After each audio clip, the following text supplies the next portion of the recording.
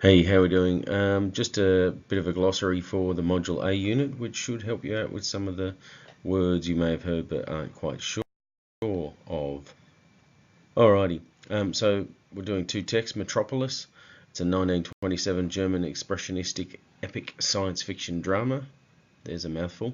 Directed by Fritz Lang, and it was written by himself and his wife, Tia von Harbo, which is pretty sweet.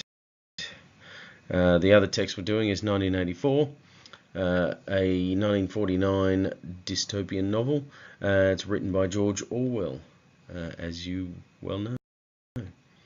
Alrighty, so totalitarian. This will mainly come into both texts, really.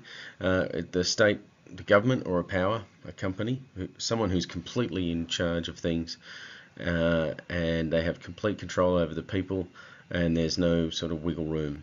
They control all aspects of life. That's a totalitarian, normally referred to as a totalitarian government.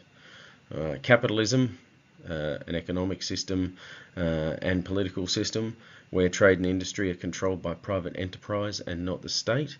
Although you'll see, Australia a capitalist society, but the state is involved in a little bit.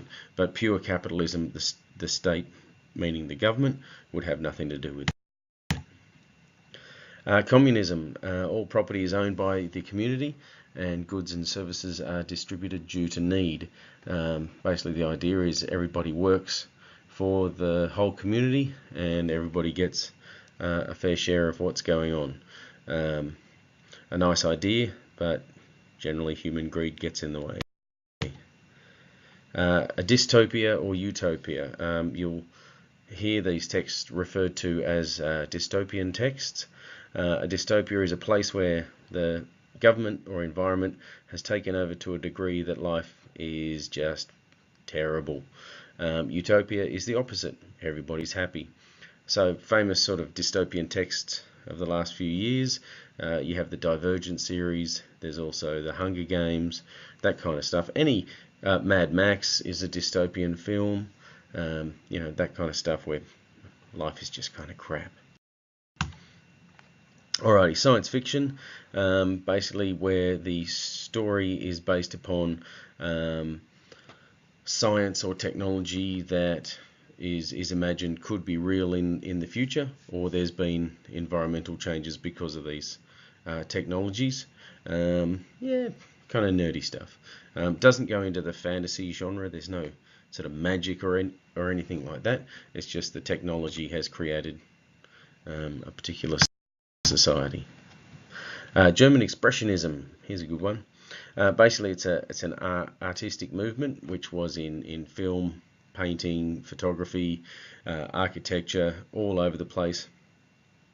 Started sort of really in the late 1800s, but sort of reached its peak in the 1920s in Germany, basically where they would distort colour, space, the size of something, the scale, and mainly to protest against really sort of conservative, normalised art, and also once World War I hit, a lot of the artists had been in World War I, and they're basically protesting, against the fact that governments would allow people to do that. It was basically to shock people from their normal humdrum everyday life.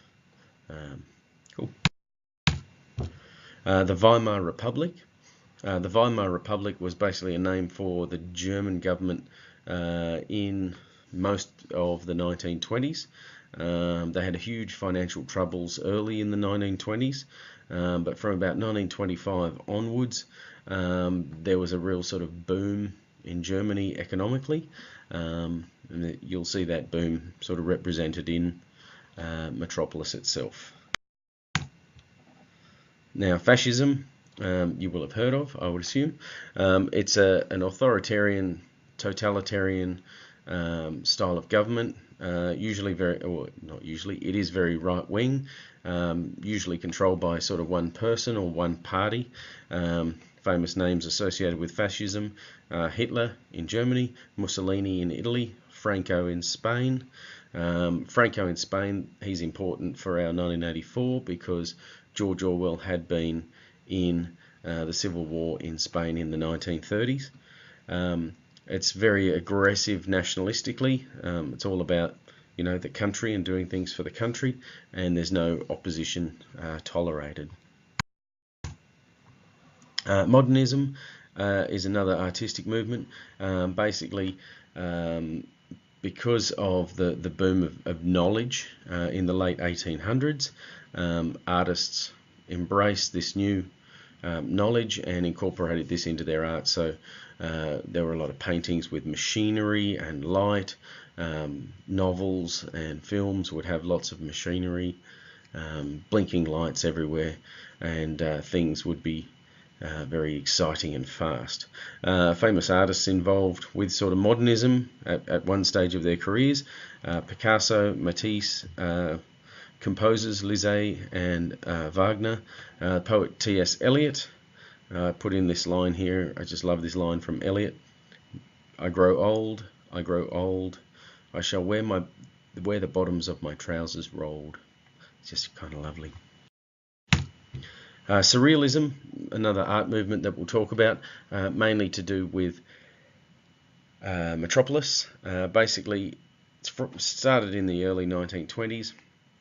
It's basically a combination of dream and reality, where things look a little bit wrong. It's normally one of those things you'll see in a film where you go, man, that guy must have been on drugs. It's that kind of thing that they're showing, a sort of a dreamlike or a trance-like thing happening. Something that you're looking at and you're like, looks a little bit weird, what's going on? That's an attempt at surrealism. Stalinism, not much like surrealism. Basically, Joseph Stalin was the president of Russia from about 1925 into the 1940s. Big on the pursuit of pure communism. Never kind of worked out for him. Lots of reasons, you know, mainly an agricultural based society. He wanted collectivism, all the farms to be owned by the government, and they would all plant what the government told them, which is a very totalitarian thing to sort of do, because unfortunately the government didn't have a lot of knowledge about what was going on all over the place, and took food, and there was a bit of corruption and all that kind of stuff. As you can see there, lots of people died due to starvation or being taken into gulags, which is another name for super crappy prison. And that's the end of it now, so hopefully that little glossary will help you out.